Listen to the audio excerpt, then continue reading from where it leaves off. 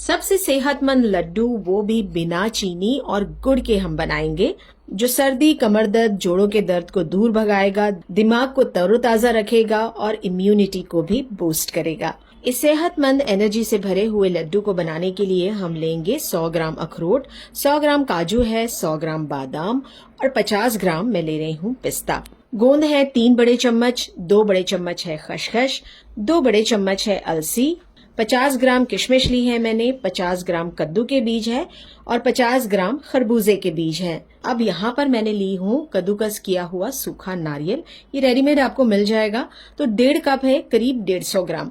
पहले हम इस नारियल को भून लेते हैं। इसके लिए पैन में 1 बड़ा चम्मच देसी घी डालेंगे। घी हमें कम डालना है क्योंकि नारियल में भी काफी तेल होता है। तो कद्दूकस किया हुआ सारा नारियल डालकर इसे मीडियम टू लो फ्लेम पर हमें भूनना है। हल्का हल्का इस पर गोल्डन कलर आने लगे, इसके बाद हम इसमें खसखस डाल देते हैं, साथ ही इसके अलसी के बीज भी डाल देंगे। अब तीनों चीजों को करीब 30 से 40 सेकंड के लिए हम भून लेते हैं। इन सब चीजों को एक बड़ी सी प्लेट या परात में निकाल लेंगे, जिसमें आपको सारी चीजें मिक्स करने में आसानी हो। अब इसी पैन में डालेंगे 3 बड़े चम्मच घी। फ्लेम को लो रखेंगे और हम सारा गोंद इसमें डाल देते हैं। गोंद को डालकर लगातार हमें इसे चलाते जाना है। गोंद में काफी फाइबर होता है, तो ये लो फ्लेम पर अपने आप ही फूलता जाएगा और इस फाइबर की वजह से लड्डू जब आप खाएंगे तो आपका वजन बिल्कुल भी नहीं बढ़ेगा। गोंद फूल जाए और इस पर हल्का सा गोल्डन कलर आने लगे, इसके बाद हम सारा गोंद निकाल लेंगे। इस गोंद को भी हम प्लेट में डाल लेते हैं।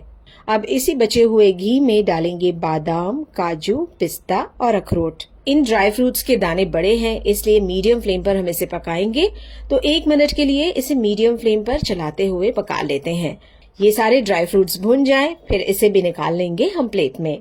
अब इसी घी वाले पैन में मैं डाल रही हूँ और 1 बड़ा चम्मच घी का। इसमें डालेंगे कद्दू के बीज और खरबूजे के बीज। दोनों चीजों को हमें मीडियम फ्लेम पर 1 मिनट के लिए पका लेना है चलाते हुए।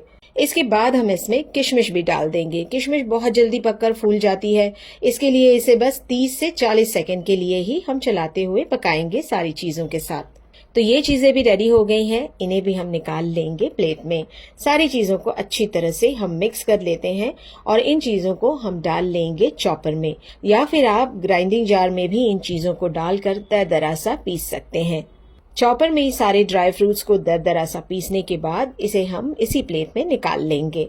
अब ये पैन में हम फिर से डालेंगे 1 बड़ा चम्मच घी और घी में हमें डालना है आधा किलो खजूर। खजूर मैं काली वाली नर्म वाली ले रही हूँ। लाल खजूर में मिठास काफी ज्यादा हो जाती है, तो ये खजूर के मैंने बीज निकाल लिए हैं। मीडियम फ्लेम पर हम खजूर को चम्मच से दबाते हुए पकाएंगे ताकि ये अच्छी तरह से घी में मिक्स हो जाए और 1 मिनट में ही देखेंगे आपके खजूर काफी नर्म हो गया है और अच्छी तरह से मैश भी हो गया है। तो अब फ्लेम को बंद कर देंगे और ये लास्ट पकाने वाली चीज हम निकाल लेते हैं इस प्लेट में। हल्का सा ये गर्म रहे तब हम इसमें डाल देंगे आधा चम्मच हरी इलायची का पाउडर। अब सारी चीजों को हम मिक्स कर लेते हैं अच्छी तरह से हाथों से मसल कर। ये सारे ड्राई फ्रूट्स को मैंने बहुत ज्यादा बारीक नहीं किया हुआ है, ये खाने पर क्रंची जब रहेंगे तो बड़ा ही मजा आ जाएगा। आप चाहें तो ड्राई फ्रूट्स के और भी बारीक टुकड़े कर सकते हैं चॉपर में या मिक्सर ग्राइंडर में। सारी चीजें मिक्स हो चुकी हैं, लड्डू बनाने के लिए तैयार है। तो लड्डू को आप हथेली पर रखकर इस तरह से दबाकर बना लीजिए। मीडियम साइज के लड्डू मैं बना रही हूँ। इतने चीजों में आप करीब 35 से 40 लड्डू मीडियम साइज के बना सकते हैं।